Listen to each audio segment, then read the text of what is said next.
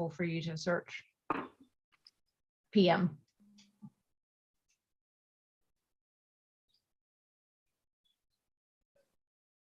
Sorry to keep you waiting, but I'm waiting too, you're fine.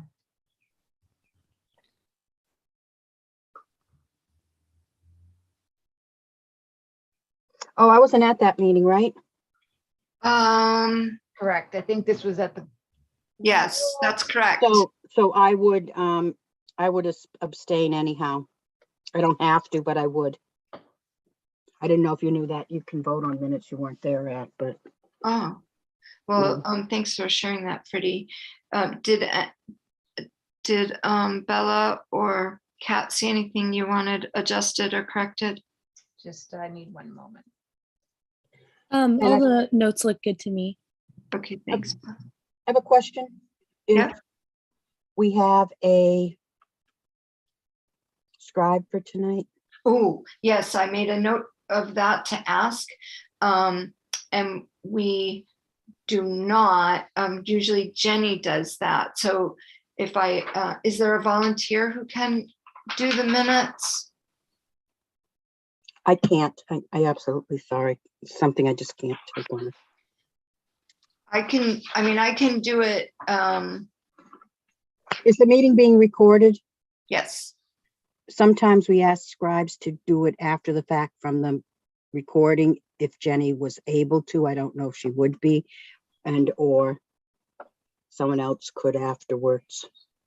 And I learned that, I believe we have to check this out, but that YouTube provides a written transcript, which isn't perfect, but it's a start. And I know minutes are not a transcript of a meeting, but it might be useful for someone to recognize that. Unfortunately, I'm not able to take notes either. I am completely underwater on every level. Bella, how about you? Are you able to do it? Yeah, I could take notes. I've just never taken notes for one of these meetings, so I don't want to like get myself in over my head and, mess up or something. And I also do have to leave the meeting at 6:15. So Yeah, and after which we won't have quorum, so we have a lot to get through. So I think what's important is capturing the essence of the topics that we talk about, and obviously votes. Who raises it, who seconds it, and what the vote is. I think those are some of the most important things, and I think we can all help. okay, I can do that. Okay, and you've seen them, so you know what they look like. Yeah. Yes. And what's important is that the motion be captured exactly. And if you can't get it, that's when people go back and listen. Okay, and then we can always revise it too later on, correct?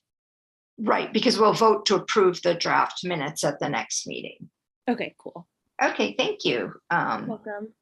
So the only edits I have are just very minor, and I've redlined them. It's on page 1, Eventbrite is one word, and on page 2, I just put my husband's name instead of Kat's husband. I put Tom McKee as. Okay. So Anything I'll else? that. No, and I'll make a motion to approve the minutes as amended. Can I have a second? For April 11th. Can I have a second? I will second. All in favor? Kat? Yes. Bella? Yes. I'm also in favor, and Freddie? I'm abstaining because I wasn't there. Right. Okay. So the motion passes. So the big topic for tonight is the management plan and getting rolling on that. So there's a number of things we're going to be talking about associated with managing the property and some decisions. So Freddie, can I throw it to you? You can. Is there any way I had emailed you a list? Can you? I did not receive it. I don't see it. Let me just check again. Who did I email it to then? That would be scary. Did I not send it? Sent. Yeah, It's I don't see not it. here. Just hold on a minute and I'll. because I think it would be much easier, and I'm not good at sharing my screen, so it would save us time if we have it. So let me, Yeah, Got it. maybe send it to Melissa because I don't know how to share my screen anyways.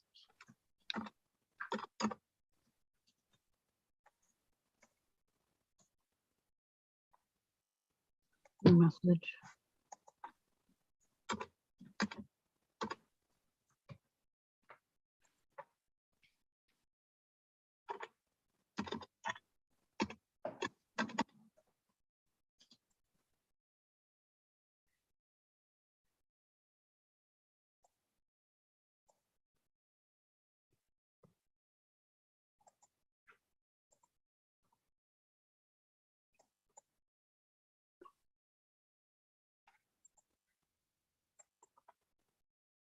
Melissa, I just sent that, and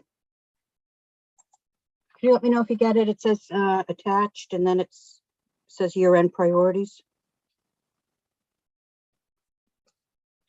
Yep, I got it. Just give me a second. I'll share it. Okay.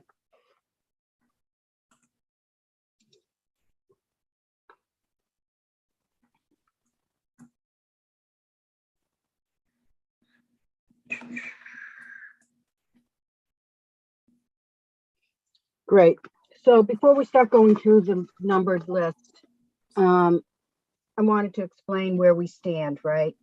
So we have a budget, and at June 30th, it's needs to all be spent. I mean, yeah, basically all the projects done. And what happened this year, which was extra concerning, was because of COVID's impact to contractors. We have a lot of projects that got started, not finished, promises made, not been able to fulfill. You know, many contractors have lost workers. If you remember, we were working with a orchardist who was doing pruning. He lost his whole crew. He Wow. additionally had hip surgery, so he was not able to work alone by himself till he got some more crew people. He has promised me he's able to come out, he will. And that was the pruning the apple trees we had already previously marked.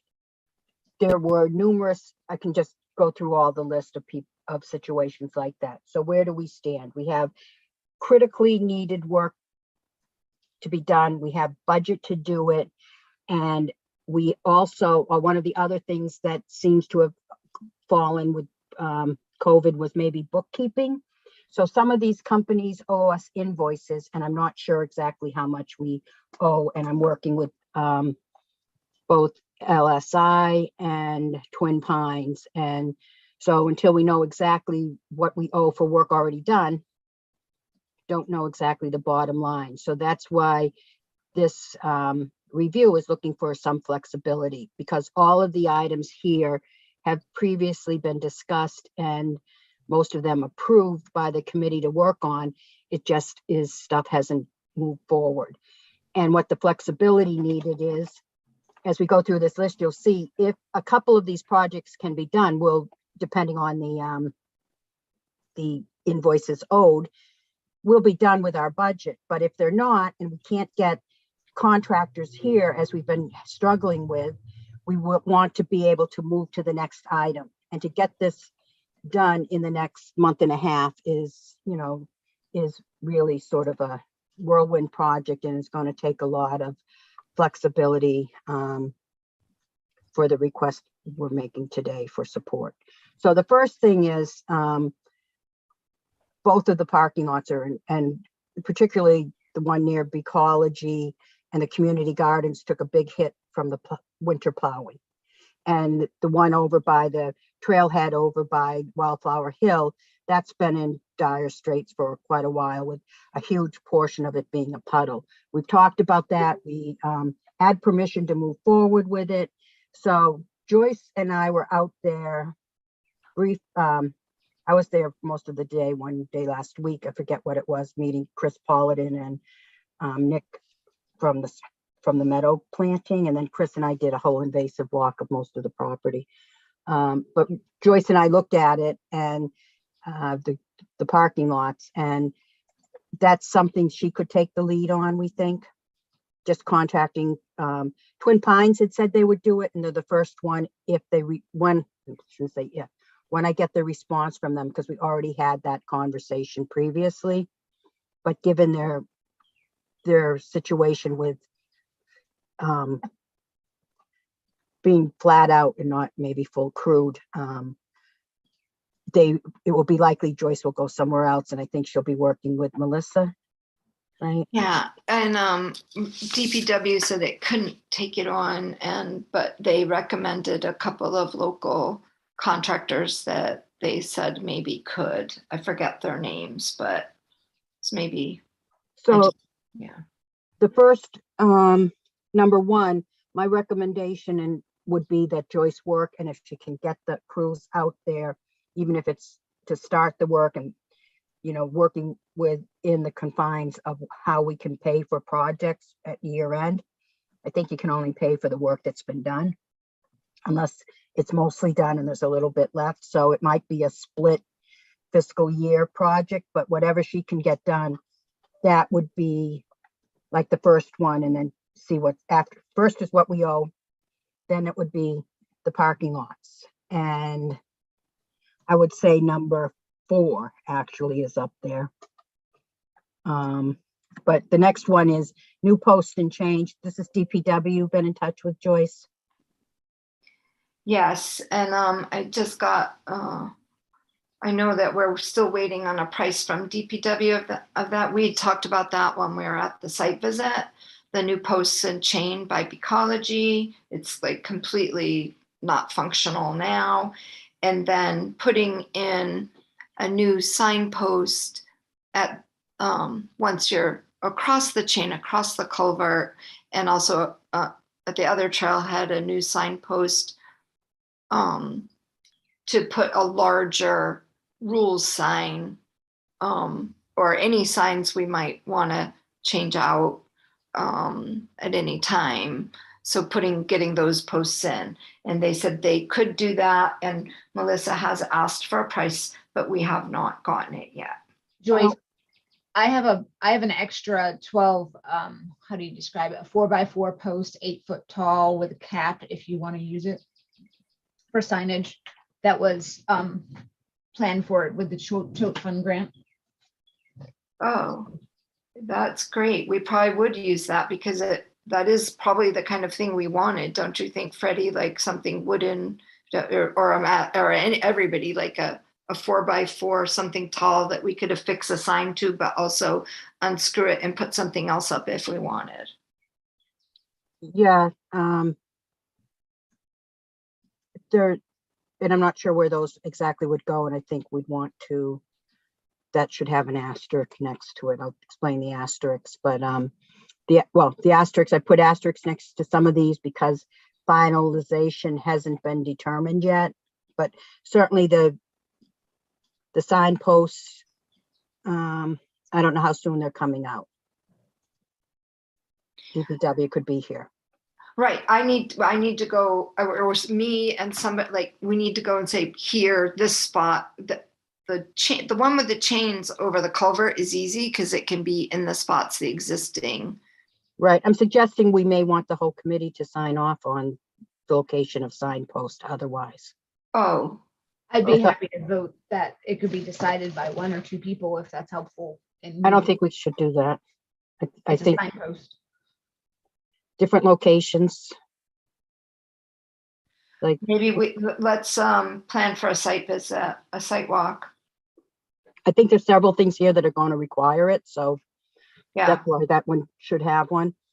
Unless Okay. the DPW says they can only come tomorrow, and that's got to be done. And then that's an emergency situation, I think, or the signpost can wait till next fiscal year or whatever. Because in the past conversations, we've had conflicting opinions of where signposts should go. I know that for a fact. Okay. And I also think we need to have something that says some indication of no parking in front of the gate.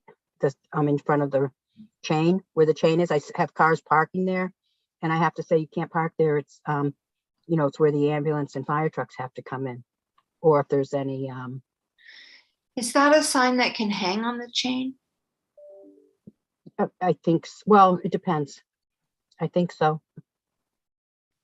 I would think I so. don't think we need another signpost, but it, you know, we just, and it's a standard sign. We don't need any, Yeah, I mean, I special think you can design. get it at like Lowe's and stuff. Yep. Yeah, and you might want 2 or 3, I don't know. I'm not saying 2 or 3, but you might right in the middle, like we have to be sure it's something people see. Because lately I've been telling people like every time I'm there, you can't park, you can't block that access. And they're just not aware that it's a emergency access. And it might fit on the side of the post as well. Remember we talked about the post for the For the chain. being big enough to put a sign on? Yeah, I think it will be big enough. We talked about this during the site walk, the site visit, the last one. And I thought somebody raised a concern about somebody like hitting their head on the sign or Yeah, something. that was me.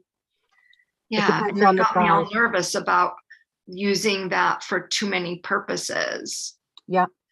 So that I think made That's me why more I thi- comfortable with the sign for the, like the little sign is fine, the smaller one, but if we want a bigger sign or other signs, I think it should be on the other side of the culvert somewhere that we all agree to in a fashion that no one's gonna knock their head into it. Yeah, makes sense. So if we're moving on, I'm going to run through these and then we can, you know, talk more about stuff. So then the next one was the shed site prep, and Joyce, you're going to the Conservation Commission to talk about it on. So Melissa put me on Thursday? the agenda to just as a FYI to the Concom that we will be, that the stewardship will be working with Melissa for the appropriate siting of the shed near the existing shed and outside the 100-foot buffer. Yeah. What Yeah, night and are you attending, Joyce? Do you know the date? tomorrow. Right, Melissa? Is Melissa still on? Yeah, sorry, my thing was because I'm sharing it, it disappears. Yes, tomorrow. I'm sorry, So what's it's an tomorrow? FYI thing. The Conservation Commission meeting. Okay. So we're hoping that's just an FYI, and then we will contact a site planner to come and start doing the site work for the shed. And then I wrote purchase shed, which how long does it take to order it? When we were there, just looking at them, it was like 6 weeks. So I've also put, even if we could get one in 2 weeks, I put an asterisk there because there's no way we should purchase any shed without the full committee reviewing and saying that they agree to it. It's not, so that's on the schedule, but I don't think the purchasing of it would fit into this.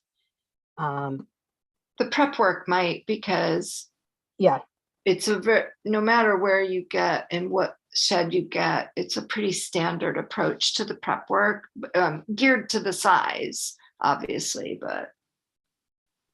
and we had, do you want to just mention the size we thought was most appropriate for us? Yeah, And then that will depend on the site work people saying what will fit. yeah, I mean, it was bigger than the Community garden. community garden shed, but not like massively bigger. You know, it was, I don't know. I'm sorry, Freddie, I can't find the catalog that I had, but I think it was maybe 8 by 12 or something like that. 12 So by we could 14? 10 by 12? Medium. Yeah, maybe it was by 14. It was a medium size, you know, not something massive, certainly. It was, Are But we required to get a permit for such a shed if homeowners are we excluded from any of those requirements? Do we know? You'd need a What- building permit. for a shed. Yep. Is there a size that we wouldn't need one? It seems like smaller things don't need one, but I don't remember the specs. In Southborough, I think you need a permit for any size shed, but usually it's only like 100 feet. That's exempt anyways, 100 square feet. So you We don't it want sounds- smaller anyhow, because Yeah, it sounds like you guys would be over that even if there was an exemption. So yeah, because we're And we can start that permit process now. once you know the size and location, yes. And So there's that's- a fee, right? Town properties, I believe, would be an exempt fee. so I guess the point would be we wouldn't want to start the prep work until we got the permit, right? Do you mean the physical prep work, like literally grading out and putting down stuff? Is that what you mean, Freddie? Yeah. Prep work, okay. That probably makes sense. I don't know. So that likely means not starting anything before to get the, oh, is the permit just through the building inspector? Yep. So that's not in front of a hearing, so, No, that should be Okay. quick. And I can, obviously help facilitate that since I'm in that office now too. Thanks, So- Melissa. so Melissa, if we purchase the shed and you have to prepay to get it started, does accounting let you do that, or do you have to just pay for? It depends where you order it from. There might be a way to get an invoice and prepay, and not necessarily prepay, but get it invoiced. I can definitely, if you guys find a shed and a company that you're buying it from, at that point I can talk with Carla, the town accountant, on the best way to move forward. Okay. All right, so we would want to know that sooner rather than later, given the cost of a shed, like what, because it would mean spending it on that and not on something else. Yeah, so I think it's dependent on whatever company you end up ordering it from and how their business practices work. All right, so that should be done within the next week. Does Mhm. that sound doable, Joyce? Yeah, because I'll be presenting, well, not really presenting, just giving the heads up to Conservation Commission tomorrow. And then, yeah, we can So circle then- back. So then we would want, before ordering to finalize it, we'd want to schedule another stewardship committee meeting. We're going to need another one anyhow, but the timing of it, and it could be just really quick. Here's the shed, yes or no. And then if there's anything else, not that we ever have really quick, yes or no, but I'm just saying if it's that sort of a thing so that we can order it, depending on people's People's comfort with that. and time, right? Yeah. I mean, So- we can, I would say that our interest is in something that looks appropriate for the landscape. So not corrugated metal, not, it would be wood and like that. Yeah, I meant, what I meant is not to take away from people's input into the shed, but rather Right. that we wouldn't have to have a full meeting if we needed to call one quick so that you could get it ordered, if that's doable. But if it's not doable, then we don't have to worry about it. So now I'm getting into the more habitat conservation values of the land projects. So the roadside meadow, we already agreed to that, and that work is starting with a mow. We talked about mowing it before they do the treatment, and then as they're starting. So that roadside mow is going to happen because we have to, do the soil prep over this first year and maybe a year and a half, and then plan on seeding potentially next spring or next fall. Because what was the term Nick used? You can do it quick and fail. Fast failure or slow success. Right. And when we were there, Joyce and I both, and the whole committee can talk about it in more depth. This is just the first phase of it, but we both were comfortable with slow success because the quick fail, you never get your investment back that way. Well, and it's roadside. This is going to have high value as a success. Yeah, it's gonna have high value as a success, even if it weren't roadside, but for visibility, it will. But there will also require extra, because it's roadside, it will require extra outreach and education from the committee. Because, you know, people might be asking more questions than if it was in the back 40, not as visible. So we probably will want to be doing some presentations up front before, or sign. We talked about putting up signage. Future stuff, not the critical stuff right now. The other, oh, and that also the roadside meadowwork includes, there's a pretty big, it's one of the invasive infestations of the creeping buttercup, and we started that last year, so that will be continued. But we, you know, it's not the same project, but the work can be done at the same time. So there's the roadside meadow, and then the wet meadow area will be continued. The creeping buttercup. It's pretty overwhelming when you look at it. It creates a solid mat. Nothing else grows through it. People love the pretty yellow buttercups, but my skin crawls now when I see it. Me So too. then- And now I can recognize it. And like, if we know we've got patches of very desirable plants down there, we've got the monkey flower, we've got some beautiful asters that come in and some good grasses. But boy, if that buttercup continues, forget it, we'll lose all those. Yep. And it's also now coming in over by the kiosk. It's on the back side of the stream over there. It's, you know, oh, we also have, if you're ever there and you see it, pull it, the garlic mustard. We had an infestation last year that we took care of, but it seems to be, you know, showing up all over throughout the property. So then the multiple invasive infestations. And this here, cleared as possible. One is different plants have different times that are when they're most effective to treat them. So some plants, it may not be like, we don't have any there, knock on wood or cross my fingers, the knotweed. But when you're treating knotweed, that's a late summer usually treatment, right? So some of these might be able to be treated in the short term before the end of June. And it is also based on how much time I can get from the invasive contractor, LSI. So Chris Paladin walked it with me. He agreed to some of the work. We have, there's buckthorn row, honeysuckle hill, autumn Sassafras. olive. Yeah. Sassafras isn't an invasive, that's a management issue. Autumn olive is taking over 25% or more of the north pasture, and the rest of it has a nasty Bradford pear infestation. There's,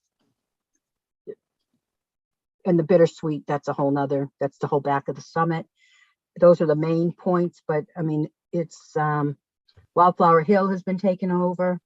That's buckthorn, bittersweet, multiflora rose, and all the rest of them too. The issue, some of it is we didn't get a full mow in last year because the contractor's timing, they did a portion of the property, but not all of it.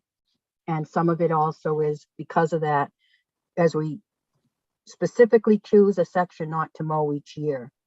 For every management decision, there's a consequence. And any section we don't mow every year, we choose it based on how big saplings are coming up so that they'd be too big to mow the next year, and the invasive pressure.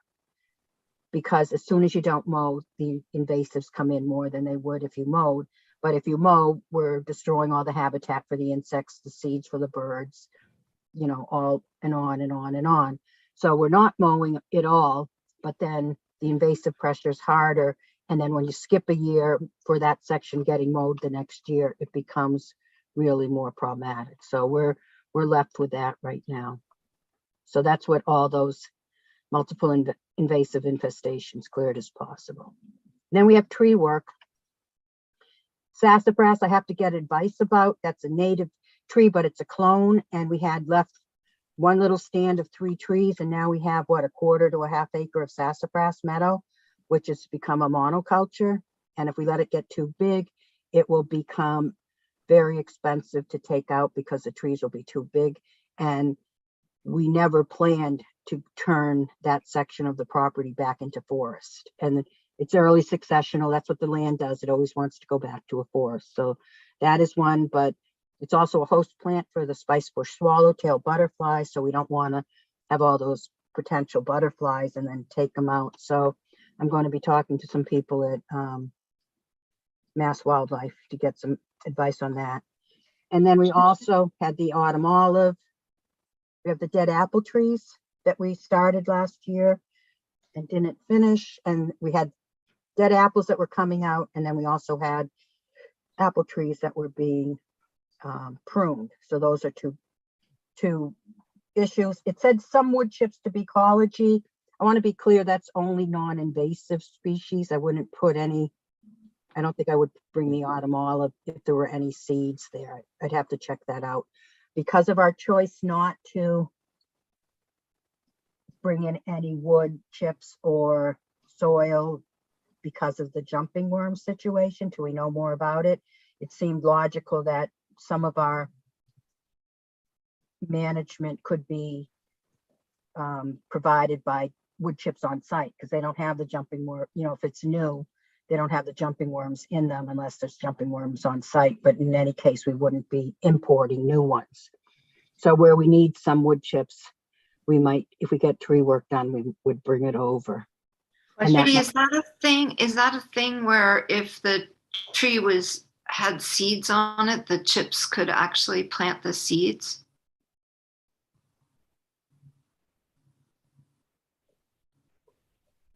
Well, yeah. Because It just never occurred to me, but I mean. So when you cut a tree down, you cut the branches, right? Yeah, and they might have seeds. I don't know on the specifics on autumn olives, but I would look into it, right? If the Yeah, branches I have know it's a seeds- fruiting. I think their seeds are in the late season fruit. So if there's fruiting or seeds left on the branches, when you cut the tree down and you chip it, all those Yep. seeds are in that, right? I wouldn't want to bring them somewhere else. I Right, mean, right. I'm not sure exactly, but something for everything, you just have to look into everything, right? Like, you can't just assume it's okay.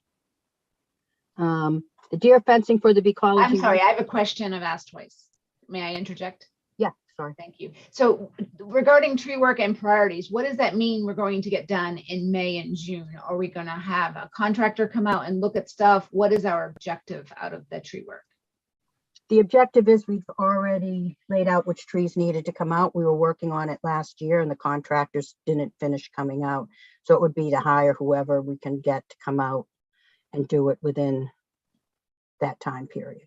So to take out the dead apple trees and then to also deal with the monoculture, like you might actually be able to remove that section during May and June. The goal, yes, the goal is to get as much of the tree work done that we need to get done as soon as possible. The sassafras is only a sassafras issue because it didn't get mowed. If it had been mowed last year, it wouldn't be, and it wouldn't be as big as sassafras. Okay, thank you.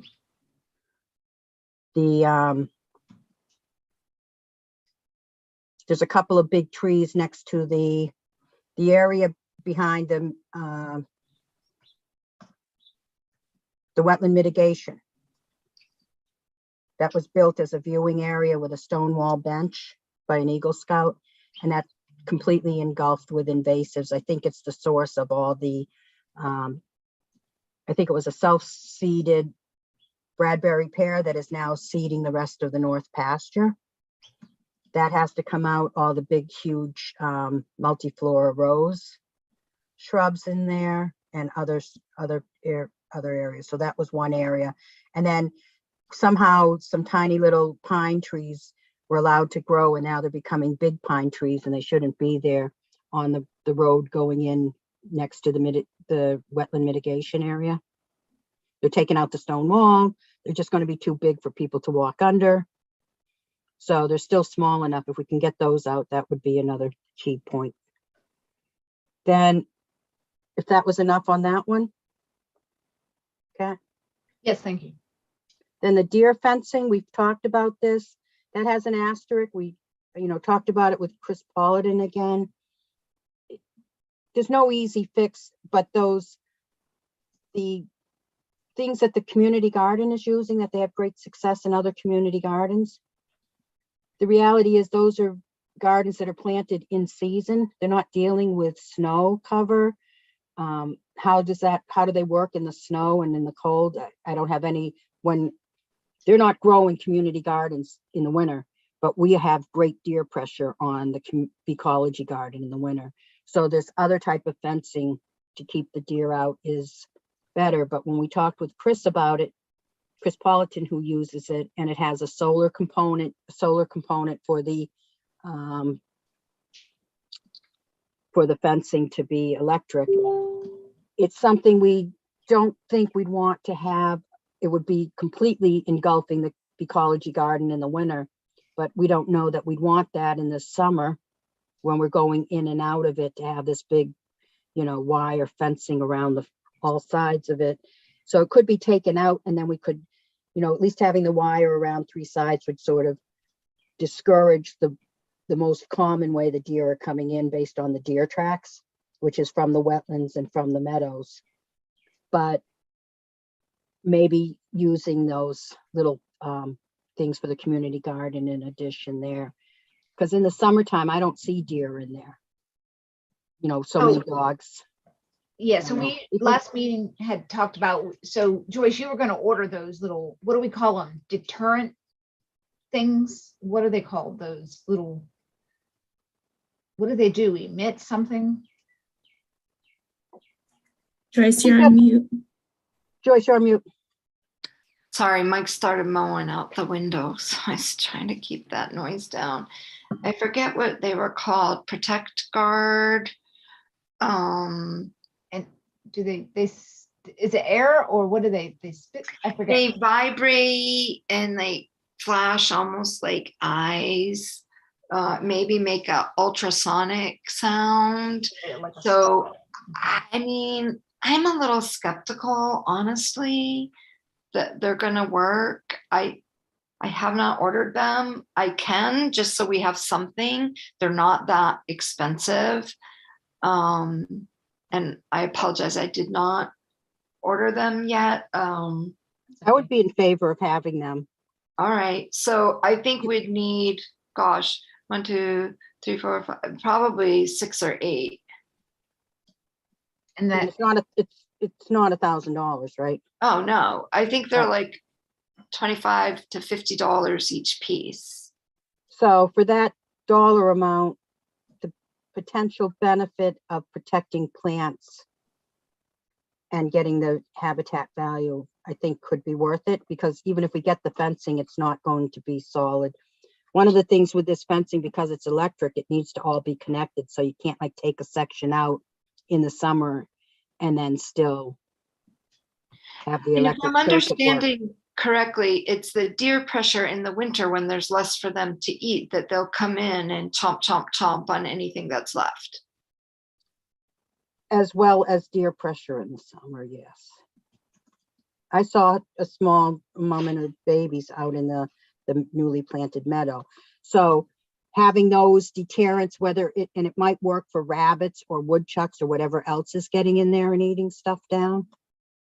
Well, those solar things are supposed to work for rabbits too. And yeah, I do remember that in the packaging that they had at Community Gardens when she showed it to us. So is there deer fencing that we know we want to buy that, or do we have to scope it out? Do you guys need help scoping it out? What was that? I'm working with Chris to come up with some, because he's used it successfully. It just may not. The reason I have an asterisk there is I would never just measure it out and put it in until the whole committee discussed it, because it's going to have a certain look that's more, deer fence look. and the usability of the garden. We won't be able to have public access when the fence is up because it's really a challenge to get in and out, right?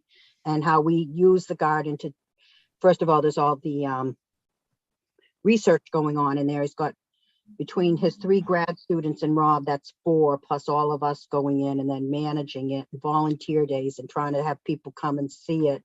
It's just not feasible to fence it in completely as a big square. So people, for this time, It doesn't, and we're just not sure yet if there's like some sort of gate option that could be opened and closed by people, but not deer. well, we hope that any gate we put in, the deer can't open. Yes, I know. But the issue is because the gate is, because it needs to stay electric, what you do, you have to shut the electricity off to open the gate or something, right? Because you can't be, so that could be not this may not be the solution. And so I think you also said it, the aesthetics, like, we'll, have to like deal with that. It's just looking like a big fence. And I suppose the functionality will usurp pretty garden because we want to protect it. Is that Yeah. also? The other issue is, so like in Lincoln, they have one called Beecology, and they are it's bigger than ours, but it is surrounded by a 12-foot tall black chain link fence. And it's the size maybe of the Beecology Research Meadow. I mean, it's huge, right? And they just did a project where they were thinking of taking it down so the garden would be more attractive. And it was like, are you out of your mind? I would kill for that fence. Yeah. And they finally decided, yeah, they had to keep it because all those plants, it is an issue. But I want to say that we'll investigate it. I don't think we're going to work on it before the end of the year, though, reality wise. But it's a potential, right? Because we're talking to Chris. If he gives back to us with something and the committee reviews it before the end of the year and we can do it, then we would do it if the committee decided. So the next one is, if that's enough on we don't have any decisions. We're just talking in theory about I'm seeing the Beecology. It looked like beer. Where's my brain? Smaller storage shed container at Beecology.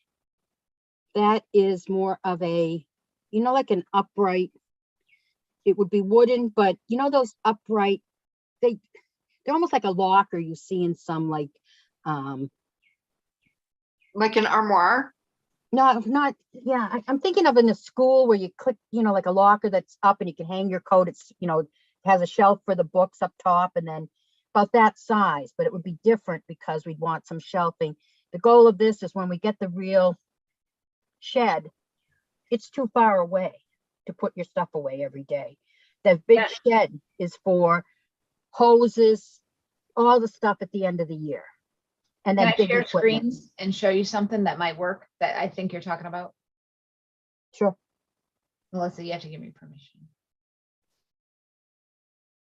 It should be good now. It's just because I was sharing. Does this make sense? Yeah, that's the type of thing. Yeah, because so you can put tall stuff here and then shelving. See the thing on the bottom? We have last year we purchased a box like that. toolkit, maybe not even that big. And I'll tell you, even just having that has been great time saver. But, especially for clippers and things you want to lock up or keep out of the wet, but to have to bring them back to the shed every time is just time consuming. And then you get back and it's like, oh, I forgot that, or putting them, it just became a hassle. So this is cute. That is cute. We want it the right size and it will fit in. I think with it, right now we have that old wooden fence back there that's falling apart. So, and I think we can find a place. The goal is, so if that's all right,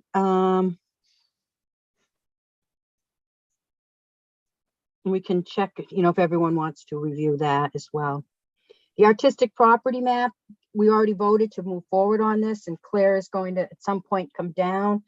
She was going to come down when we had the concert, but that had to be canceled, so because she was doing the concert for us. We hope to have another concert, but we hope to have her start on the map before then.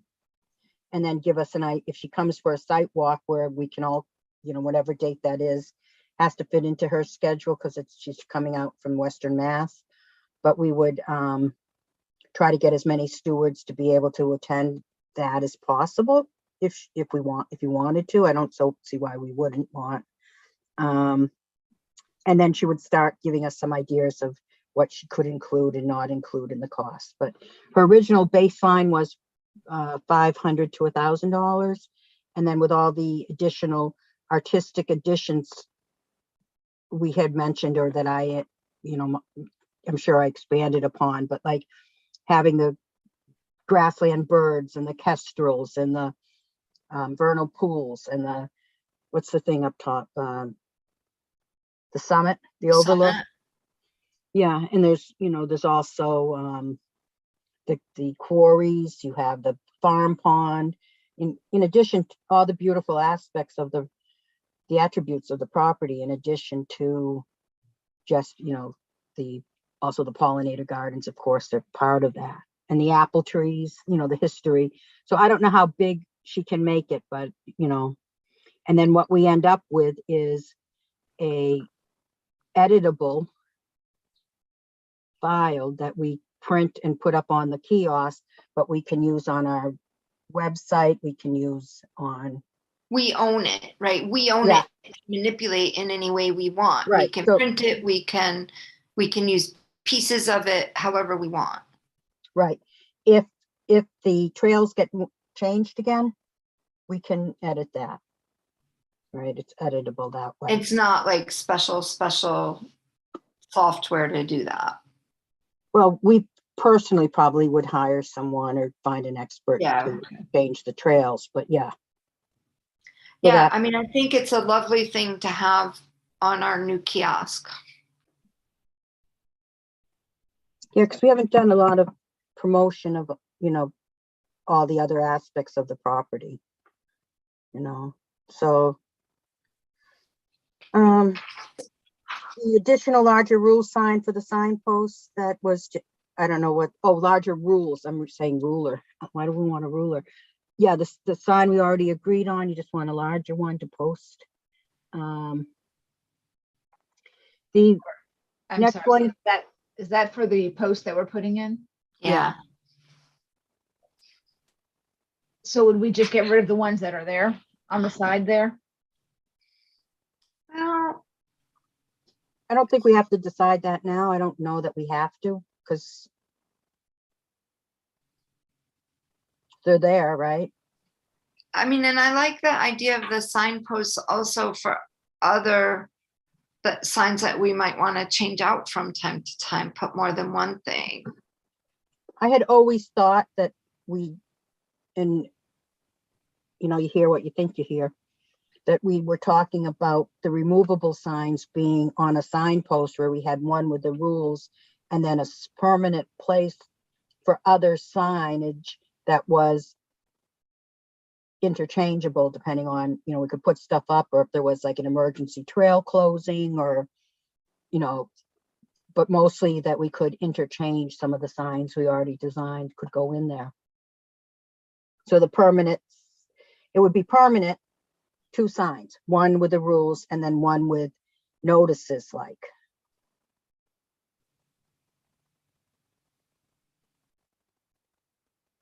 We don't have to decide that right now. I'm seeing a lot of blank faces, but. But the post, we need a post no matter what. Right, I'm just saying there'd be 2, yes, but there would be room for 2 signs on top, one on top of each other. Right. On the post. Right. So then if we're worried about too much signage or whatever, we can decide later whether we want to take that other one off. Yeah, and I think where we put them will matter too. Right. So, and all of that can be decided because we're going to get the newer, larger signs anyhow, right? Yeah, I think You already decided to do that? 'Cause well, you can't read the small one? Well, I think- I didn't hear that you couldn't read the small one. That's new information. Let's talk about that. I guess, I don't think it's that it looked more crowded and small. Oh, I can't read it, period. So why not get Oh, a it was a bigger waste of sign on a time. bigger post? We've got this beautiful sign. Let's have it somewhere on a bigger post. I don't think it was a complete waste of money because Oh, it's there no. now, people can see it. Not everyone has my eyesight. I don't think it was a waste of money either. Because there's one on the kiosk too, isn't there? Yes. Yeah. And, sometimes this is what happens. You don't know. Seemed good, right?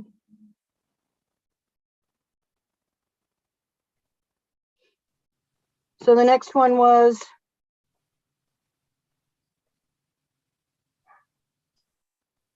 no mo signs for the area that's been trespassed. Yeah. Is that something I could just get at Lowe's? How are you going to post them? I didn't know. I didn't know what was available, but you guys know where we had that trespassing at the back of the property from someone was mowing their own trails and doing some like composting and dumping of lawn debris. So Melissa has followed up with those abutters about that. And we thought now that we're well into mowing season, it would be prudent to put a sign up there in that area. And also once DPW starts mowing the trails so that they know that isn't a sanctioned trail. That isn't a trail that we're Yeah. Can it say no trail instead? Because right now it's a false trail. Like it's mowed and it looks like a trail and you go down it and then you realize you're in someone's backyard. So maybe it should say no, not a trail, like not a trail. No. That could be part of it, but you're not in someone's backyard. That whole mowed area is conservation land. They mowed a huge amount of it's not a trail back there. They mowed a huge right. portion of the property. So it's not just not a trail. Right, but it isn't a trail. And I think that there should be some sign that says not a trail, because if you don't know that it's not a trail, you'll go down there by accident. So It's not mowed. No, Right. the reason But people right are going now down there is because they're mowing it. It Right? still might look like a trail now, but I think both signs make sense because I guess in my mind, the no mow was almost like a reminder to the abutters who are trespassing, as well as DPW that might not realize that isn't a trail that we've established, but the not a trail sign would be for walkers. Yeah. Like, But so we that don't need they a permanent. know. We don't need a permanent. My point is, you don't need a permanent sign saying not a trail. The only reason it looks like a trail is because people are illegally Right. mowing it, bringing heavy Right. equipment over onto Concom land, and I think you don't need a big custom sign to say not a trail because it's temporary. Yeah, that could be something, Joyce. If you give me the language, I can laminate, an 8.5 by 11 size, and you guys could even just staple it to a wooden post and stick it out there for now. And then I think the not a mow is more for, can we have flashing neon lights aimed at the culprits? Well, I'm just saying that because we've been informed that at least one has been notified and the police have contacted them in the past. So it's not like it's unknown that they're trespassing. Right. And so I think as part of our site, I'm ready to go, like have Melissa laminate those and I could bring them up, tomorrow or Friday, but if we can wait for a site walk too. But I was thinking the no mow would go closer to the abutters, whereas if we did agree to some sort of this is not a trail sign, that would be more at the intersection with the actual trail.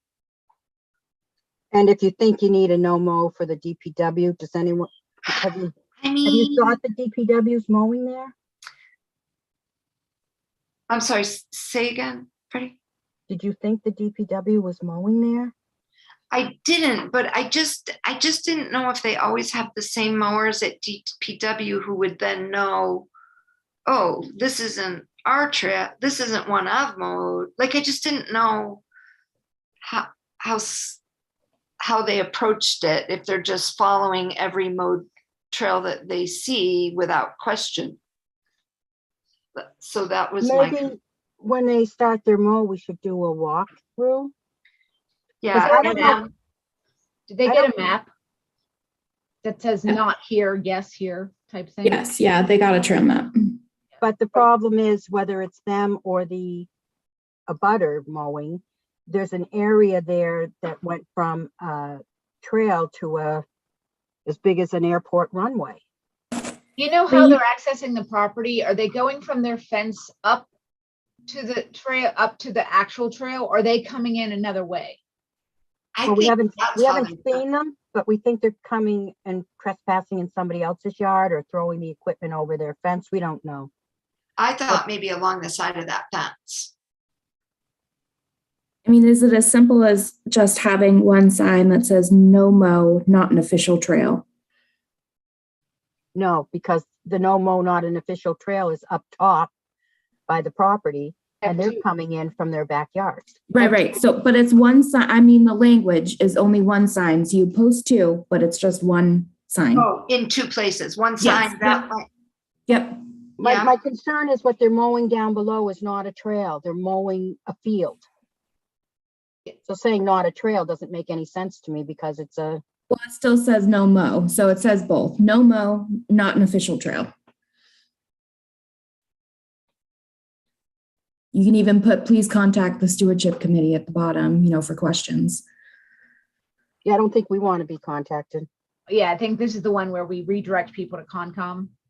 We don't have the authority to police them, I don't believe. I would say more of if people say why, why isn't this a trail? If that's fine. I think the phone number would be at my office anyway, so it's okay. So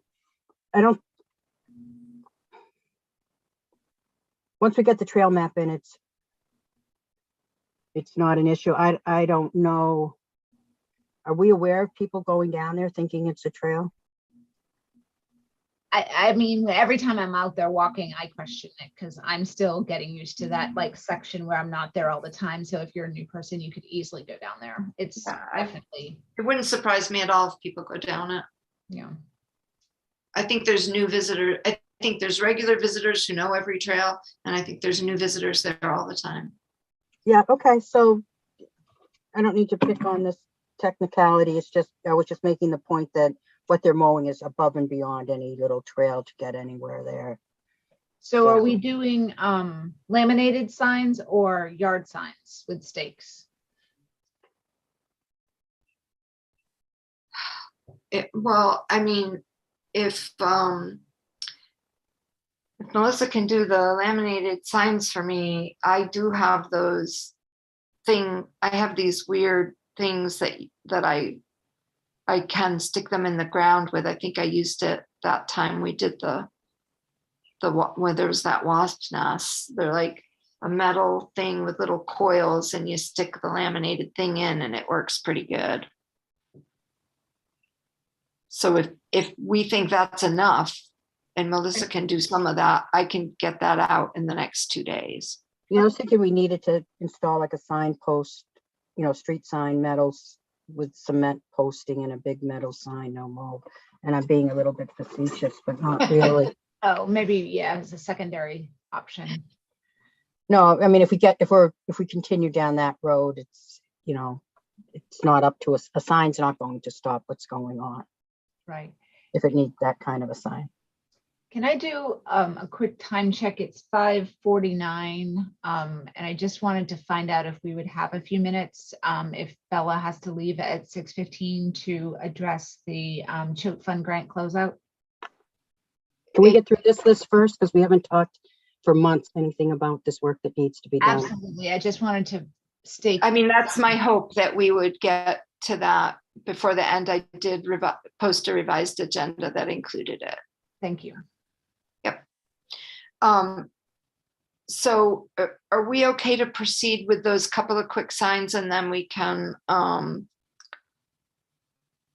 can Yes. get them out there with Melissa's help, and then we'll just see what further we might need to do based on experience with whether they continue to trespass. Mhm. Yeah. That Okay. works with me. Thank you, Joyce. We So can the take a look when we do the site. I'd also like to schedule a site visit before we close out today. Yeah, I don't think you need, I think that can just go up. I think the sooner the better. Yeah, I don't think we need a vote if we just agree that we're putting no mow, no, yeah, not a trail, no mow. You just put those up like we've done other ones. yep, yep. So the next one is um,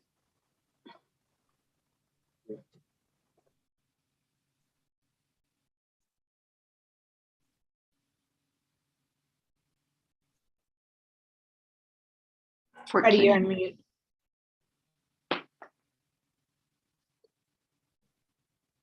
Did we lose Freddie? She's on mute. Oh, I'm unmuted now. Sometimes that happens. So the next one is the continued establishment work needed at the Beecology Research Meadow. We did a lot of work over a few years and seeded it last year. It didn't come in quite as we wished, but there's more success than we thought, and there's ongoing work needed to favor the native plants we seeded in and to deal with the weeds that also came in. It's part of an expected meadow establishment, only maybe a little bit more help needed than we had thought. And that's in the corner of the North Pasture, where we put that in last summer. And then the next one is the addition to Beecology. And that's the added area from the community gardens. Prep work is needed. I'm not sure exactly which way to go to get the soil ready. One of the ways we would have done it is to put down cardboard and then put soil on top, which we can't do. So maybe using the wood chips from the other area would be a way. We have that broken down old black plastic from the first Wildflower Meadows, what, 2015 maybe, and it got stuck in a multiflora rose bush, so all torn up. The goal is to have them airtight and not, to solarize and heat up. So it didn't do that, but it's certainly better than the other area. But I believe there's probably tons of weeds waiting to sprout as soon as we take it off. So as soon as I get a better idea on that, Dr. G. Gear has given us some plants. He specifically likes some grasses going in there that he can research now for the butterfly hat. There's host plants for butterflies, as well as nesting material for bees. So that was one of the priorities in there. So if we get the soil okay from some method of getting the soil prep done, as well as maybe the wood chips would work, and then installing plants. So that's that project. Then there's the additional pollinator habitat improvement plants throughout. We have more plants needed at Beecology. There's the Wildflower Hill I mentioned was in trouble, but we won't be doing any additional plants there until we get the invasives out. But we have 3 pollinator gardens over there. The one where the kiosk went in took a heavy hit of some plants wiped out during that installation. And then additionally, there's a lot of invasives coming into where we previously had planting. And if we pull them out, it's always best not to leave something empty, but to put plants in. So, and the final one is number 17. I hope I didn't skip anything. Weeding workshop. So I believe, Catherine, did you put in for did that get added in for the high school or not? Because we didn't vote. I don't know what you did or didn't do. Oh, no, I shared with you guys the information for you to take it and run with it. So I haven't heard from that guy. Yeah, so I don't know what's up with that. So there's a potential we could get like 20 students, and there's a potential do we have to follow up on that? Yeah, So if the committee wants to, what happened last year, I did a workshop with a business, and we had like, I think it was 17 or 18 people. And we had myself and Ellen Sousa. And because it was a business, they paid for Ellen, which was nice. But what was evident is you need as many people as possible to monitor what volunteers are doing. So I couldn't do it alone. Having somebody else was beneficial. We could even use, like, if it was some more of the stewards to be there. But definitely, if that's going to happen, we should hire. I was thinking of recommending hiring Nikki. Oh, Nikki Howell. Yeah, maybe her partner there, Emily. I don't know if she'd be available, but I think there'd be great value. We'd be mentoring the students. We can talk to them about it, but it would be helpful. But I'd also like to hire Nikki for a weeding workshop down at the Ecology Garden. And there's a lot of weeds coming in there. If we don't stay on top of it, we're going to lose it. And it just, I don't know if any of you have been there. Catherine, you were there last year. It was really helpful to have her. I don't know if you got that, but I can say all the stuff she is, but there's 20 people and they're saying, what's this? What do I do here? Really having an extra set of knowledgeable hands is greatly beneficial. yeah, and just to clarify, Ben I think there was a specific date already in mind, and I thought that was June 9th. Yeah, you had told me the date. For some reason I thought is it a Thursday or something? It was a weird day. It was a weird day. As soon as I have confirmation, I can reach out to Nikki and see if she's available. So, I mean, I forwarded it to you guys if you were interested. So I don't know that you're interested. And are you asking me to reach out to him to confirm on behalf of stewardship? Is that the ask? It's June 9th. I'm seeing the email now. It's a Thursday. Joyce can do it, or I heard you're flat out. I understand that. If it's whatever the committee decides to do. I can reach however out. It needs. I can reach out. Is that something we want to do? June 9th, is that it? Yeah, and we have to double check. I haven't heard from him since the March communications. I told him on 4/1 that I'd sent your information, sent his request to you guys, and I have not heard back from him. So Joyce, I will make sure you have that, resend it to you. So we likely possibly missed out on that opportunity, but if it's available, we could follow up on it. And it's June 9th is a Thursday, and it was like in the morning, I think.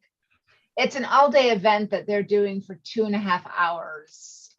That 2.5 is not determined. Oh, I see. So we could say we can use volunteers from 9 to 11:30, June 9th. Yeah. Or 1 to 3:30, so it can fit our schedules. Yeah, I don't know what period of time. Yeah, so how that works, and that's okay. So I'm going to resend it to both of you now. Thanks. I will agree to follow up, and if I mark my calendar now, it's something I should be able to do. So to finalize all these items, then what I'm looking forward in moving forward on all of these, the ones with an asterisk come back to the committee before anything final, and the others we see who can do work and how it fits into the budget based on the prioritization, and then fill in with the other items. And some of this we'll be able to discuss again before the end of June, but just so we can get started now, because finding contractors is not easy.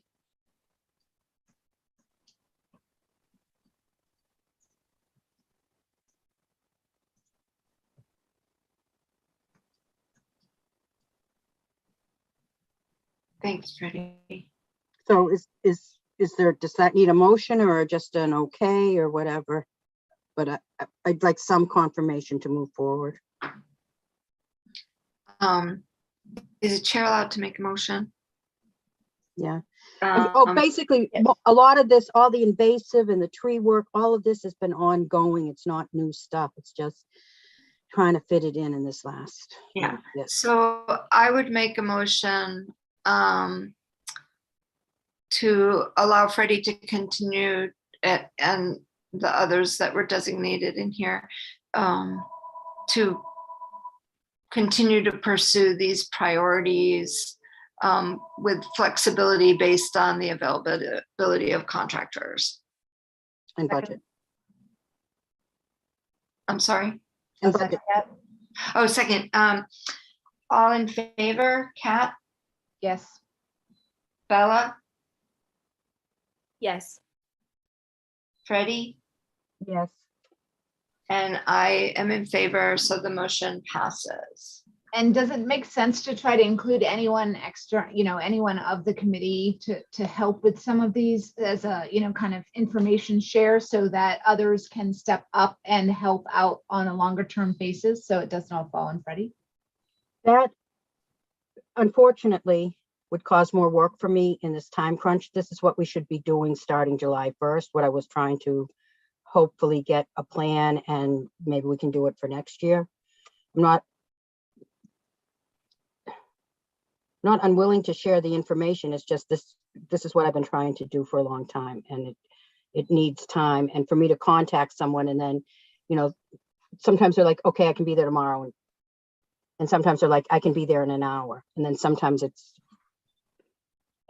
ongoing long-term discussions that absolutely the whole stewardship committee should know how to do all of this, but I don't have the ability to bring people up to speed with a month and a half to go to get it done.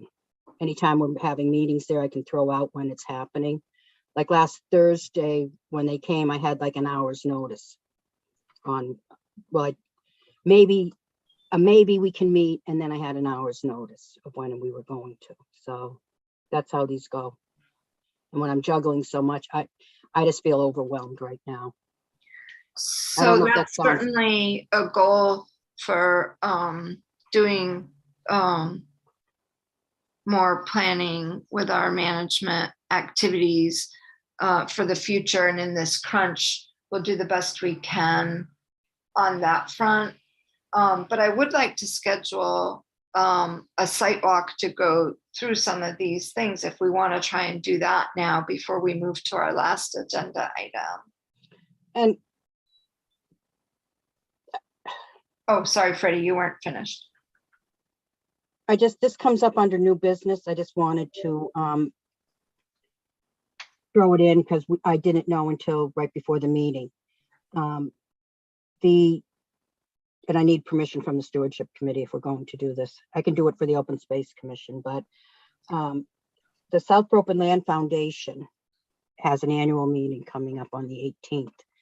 And certainly they're promoting the Linda Hubley Scholarship, which the Open Space Preservation Commission dedicated Planet Palooza, so we can, it ties into town gov that way. But even more importantly, I'd like to make sure that all of the stewardship committee knows that Jim Gorse is going to be receiving the Elaine Beals Conservation Award. And unfortunately, they didn't list him in the flyer, but I just got the flyer. I wasn't sure of the date. So I want to send the flyer out to the committee. I meant to do it before the meeting, but I just got it, like I said. But I would like us to ask, like conservation and the selectmen, we'd write up a little blurb just saying, I mean, Joyce is really good at this. I think we could all trust her to write a blurb to say the stewardship committee is very pleased that Jim Gorse will be getting at the SOLF annual meeting. I had to also double check that we could announce because their flyer didn't announce him. So that's okay. So we can do that and then send the flyer and invite people to the award, to the annual meeting where he'll get the award. And I'd love for all of us to be there. And So this is the 18th. I think that's it. So, That's next Wednesday. so Joyce would send it to the select board and who? Conservation Commission for what? To announce during a meeting? No. Yeah, it should be announced at the meeting as well, but not to the select board, to Vanessa, go out on the emails, the town emails. Oh, okay. So when is the volunteer breakfast, Joyce? Because I had reached out to Joyce about could the town acknowledge Jim's 30-year service to the town during the volunteer appreciation breakfast. So this works out perfectly and nicely, nice synergy. What date is that appreciation breakfast? Ooh, I just forwarded that to you all. It's next week. It's the 18th too. So it's in the morning of the 18th. So that's too early, right, Freddie? You can't, I mean, Does Jim know? Like, has he been invited? The Salt No, we thing? kept it a secret from him. No, yes, he knows. Oh, that's, Oh. and I did not forward the breakfast thing to him, but I should, because he might like to come to that too. Right, so we can announce it there as well, but if he was there, it would be really nice.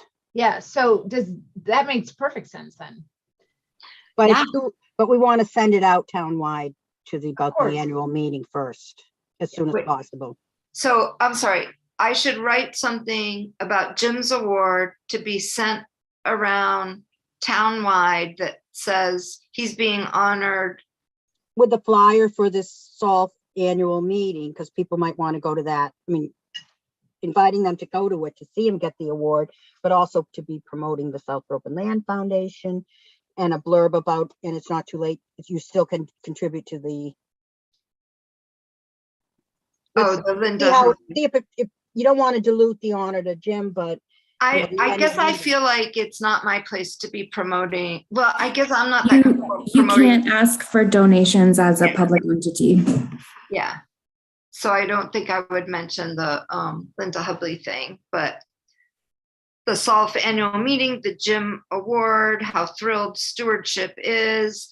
Hope many of you can join us to celebrate that with the SOLF annual meeting when it will be presented, something like that, Freddie? but I'm just seeing the time, so let's just say that's Yep. good, and we'll trust you to come up with it. Great, okay. And unfortunately, I won't be able to be at either of those because I'm going to be out of town, but that's great news to hear that he's getting that. Okay. Happy. Yeah, nice synergy, and I'll make sure Jim gets invited to the breakfast. Okay. So 6:07. So let's I guess we can do the site visit maybe via email or unless to Yeah, pick a let's do date. that. Okay. I don't have my calendar here, so. Okay, and so then the last item that I put on the agenda was the interpretive language for the interpretive trail sign for town forest, which when we did the site walk there, we talked about potential placement of that, and Kat shared some draft language. I had one question before we start the language. I thought it was going to be about, is the only interpretive sign about a vernal pool? That's the proposal on the table. Yeah. We didn't have a settled idea, so this is the proposal. Jenny had drafted some language, so we just went with it. We're not looking to, overthink it at this point where we are with the stage of the wanting to close out the program. And as of now, that is not an actual certified pool there, right? So when it says pools like the one in the town forest, it is not actually certified yet. That's correct. It's not. So that would be language to micromanage a little bit if we wanted to. Well, I would say it's still a certifiable vernal pool, which is very congruent to a certified pool, at least in terms of conservation. So I think if that helps at all. So I think the language here still is saying that the pool that is located here is a vernal pool, even though it's not on the state maps yet, it still qualifies. Says are known as vernal pools.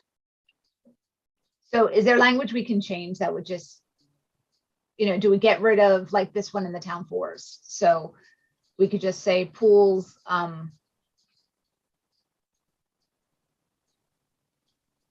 Pools which seasonally dry, and Yeah, is a word missing there, which are seasonally dry? no, which seasonally dry is correct. So dry is like a verb there? Okay. The inference is there because you're at a pool, right? That this is one. Yeah, because you do want to relate it to real life. So if you do say this one right here, I think that's relevant.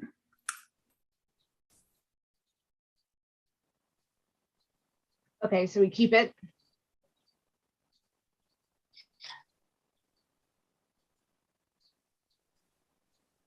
Well, the are known is concerning.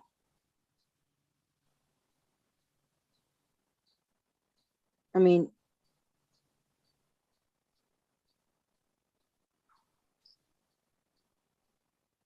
why, I'm sorry, why was, I think Melissa, like, I believe it's a vernal pool. We've heard wood frogs. I thought that was all you needed, but Well, both of these images were taken from the pool, Jenny. Oh. So does that help us understand that it most likely is? I know that my belief is it is, but if it's not certified, we're kind of saying it is a vernal pool. And the only way to be a vernal we pool is do. certification, right? Well, I think you're overthinking it. So it does meet the qualifications of a vernal pool, therefore it's a certifiable vernal pool.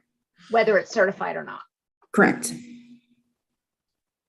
So it's like the paperwork just has to catch up to the, Yeah, it takes like 3 years.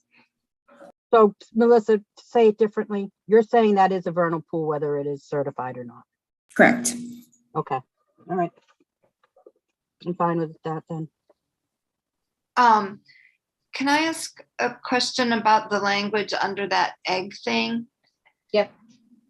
It seems like the bullets are not correct. It should be like egg masses consist of 130, 150 individual eggs surrounded by stiff gelatin, should all be one bullet. Right? That's fine. It just seemed weird to me that it was 2 bullets. Oh, I see what you're saying. Yeah. So that would be Yep. little I. Yep.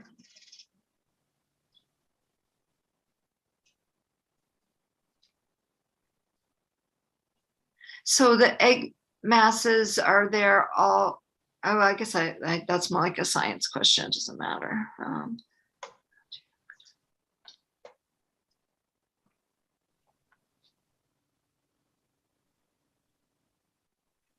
So conceptually, is this like, if we're concerned about the language, Jenny volunteered to be able to help after Friday, her husband comes back, to tweak any language, verify some of the language, make sure it's on the frog and the spotted salamander, make sure the scientific name is correct for the species that would be there. So if you're comfortable with her making that call, then that is one way we can kind of move forward with more confidence. Well, I'd like to see the final version before it's. Okay, there's a concern here. I'm going to be wrapping up this grant this week. I need to wrap up this grant this week. I have another grant application. I need to share an update with, Joyce and I need to share an update with John Wood, as Warren, as we said we would. So I'd like to try to wrap this up without another meeting in June. And I want to go to print and have it installed in June, in early June. So how do we accomplish that goal? Have another So- meeting before you go and finalize it. I'm not voting on it to finalize it if we haven't seen the final version. Right, but if it's going to be this is going to be the final, what's going to change is if this wood frog scientific name isn't correct, is going to change. That's going to change. The concept, the bullets will be similar. It's not going to change significantly. So that's where I'm saying you might feel more comfortable with. If you know that, then you're not going to be surprised. We're not looking to reconfigure the entire thing, because I do understand this is going to be a permanent sign there. that's correct. So having the full committee weigh in on it, and honestly, Kat, the full committee should weigh in on the any messaging back to close out the grant, which hasn't been written. You mean the update to John Warren should be vetted through the entire committee? That's new. You haven't said that before. Well, I know, but I think we've heard from committee members that also that we maybe should have handled that a little differently and been a little more transparent. And so I Handled want what differently? What was the problem? We had outlines circulating and we'd been talking about this since last year. So I'm not sure what the issue is. I never saw the grant till just recently. There was stuff in there I never even knew that was in the grant that we never Okay, that might have discussed. been an oversight, but we had pretty. That's a big detailed oversight. So we It don't wasn't a want big to oversight continue. because we had very detailed conversations about what was going to go on. So there was no surprise. There was nothing that should have been a surprise. I sent around and circulated outlines from the beginning. There was no surprise here. So I think this is just alarming that you're not going to allow the grant to close out as need be. And there was no time left in this meeting to do so after I asked and requested out loud to Joyce, the chair. And now we're at a place where we can't finish the grant. And I have another grant. And we're in the- 6 months behind on stewardship work too. I'm sorry that we're behind on stewardship. And a lot of that got delayed because of this grant work that I had no idea was going to be the project it turned out to be. No idea. I feel like, you know, none of that went as smoothly and in the way that we wanted it to. And so I feel like we have to do things a little differently going forward and be a little more mindful of that. I don't think it's the end of the world to have another round and have the committee vet as the committee should. And yeah, we spent the time tonight on the management priorities, which we need to move on. And I know we're running out of time because we're gonna not have quorum when Bella leaves in a minute. So we're all doing the best we can as volunteers to keep things moving, but like we're close to finishing the grant, and I can schedule a meeting when you're back from your trip and we can wind it down. I think it'll be all right.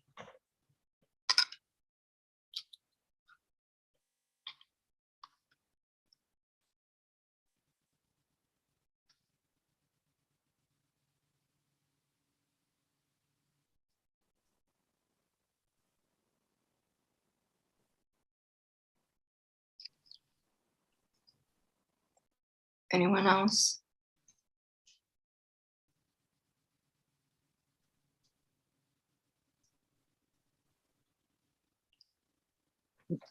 This is extremely disappointing.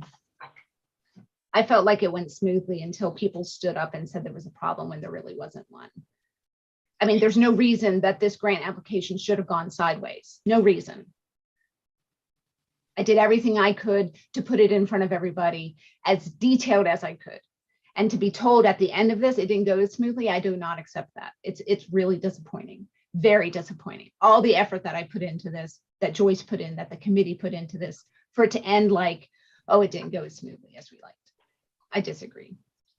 Well, we all, yes, like there was a lot of great, I agree, we had a lot of great success with it. The support for the Scoop the Poop, the Walk at the Forest was a huge success. I agree, but I think individual members also have other perspectives, and we're gonna just try and work a little bit differently in the future to make sure that we're all proceeding with that perspective, that it's going smoothly. That's all I'm asking. Well, this is news to me, so for it to come at the very end feels a little off-putting. Actually, it feels deceptive to me to not know that there was a problem all along. And like now suddenly we haven't been handling things properly. That's just not, I just don't accept that. If there was a problem and moving forward, if there is a problem, head on right away, not 5 meetings later, and not at the end of a grant where we're trying to close it out. I believe I mentioned the issues with open meeting law, that we never reviewed the grant before it got submitted.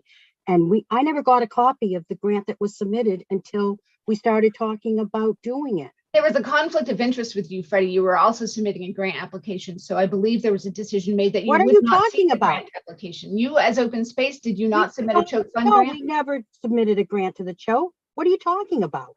Oh, I thought it was in works for you to submit a choke fund grant. I thought you would mention that the open space A was. year ago? I never. Yeah, a mentioned year it ago. Yeah. So after the fact, is if you no didn't get a conflict. copy of the grant, that was just an oversight. That was not meant to be the case. Even if we did, there's no conflict of interest. No conflict of interest for submitting a grant and For you to having be- another committee just submit a grant. Okay.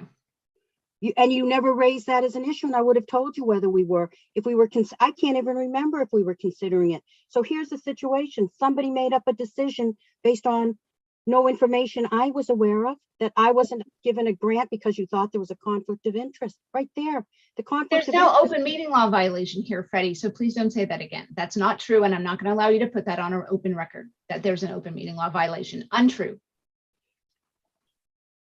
A committee cannot submit a grant that the committee didn't review and vote on for open meeting law. It was Oh, on we will go behalf. back and look at the votes because we did vote that Joyce and Kat could work on the grant, that we would be able to submit the grant. It was all in the open. There's nothing that's secret here.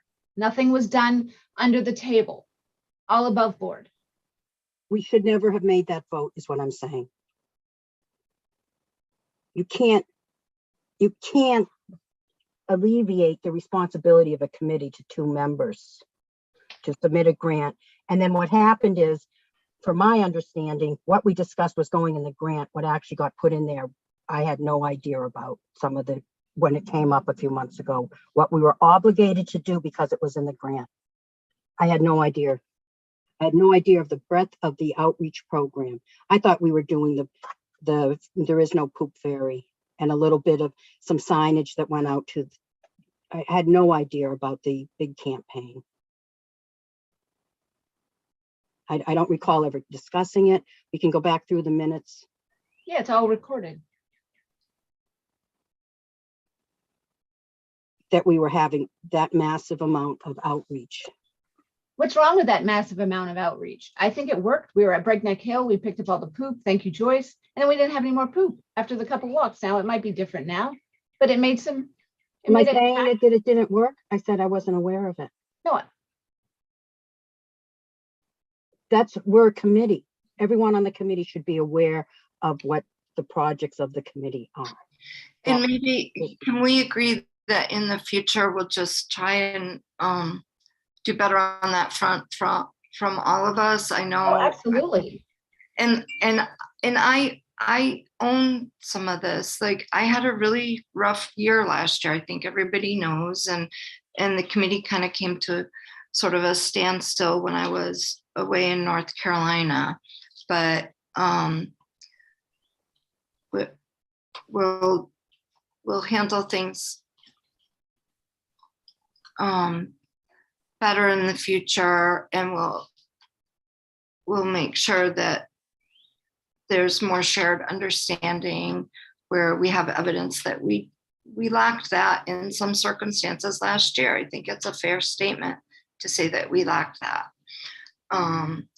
So I think it's unfair to say that someone who put forth a grant proposal was trying to do so in a devious way to do harm to, or to keep people of the committee in the dark. That just doesn't even make any sense to me why anyone would want to do that, right? This was supposed to be a positive experience and a positive project for both stewardship and trails. So I hear you that you felt like you didn't get to understand the scope of the project. And yes, I will, at any time I'm involved in any other projects, make sure everyone is fully aware. I'll dot those I's and cross those T's as much as I need to, but you know, nothing was done in a way that was supposed to be devious. And I do not want the committee members to be able to put out there that something was done devious, you know, and underhanded. That is just not fair. And it's unfair for you to put words in my mouth. I never said devious. I never said underhanded. That was not the intent. Not knowledge. Unknowing. Mm-hmm. Is yeah, different. no, I certainly didn't mean to imply there was anything like no that ill intent, and either. hard work went in. It's painful to me that not all of us feel great about what happened with that grant, because it was fun. It was fun to do, even picking up the poop and putting out the flags, and the signs are great. And I'm looking forward to seeing us use those signs again from time to time, and keeping interest in that whole effort, because we had so much support and enthusiastic support from the walkers while we were there. So yeah, I feel bad about the whole thing, and just want to have a kind of fresh slate going forward. And I know we're kind of over time. Yeah, I am really sorry. I do have to leave, guys. And I don't want to end like this, but I'm sorry. I do have a time limit, and I make a motion to adjourn at 6:26 p.m. Okay, I'll second the motion. Okay, all in favor, Kat, Yes. Freddie, Yes. Bella, Yes. and I. So the meeting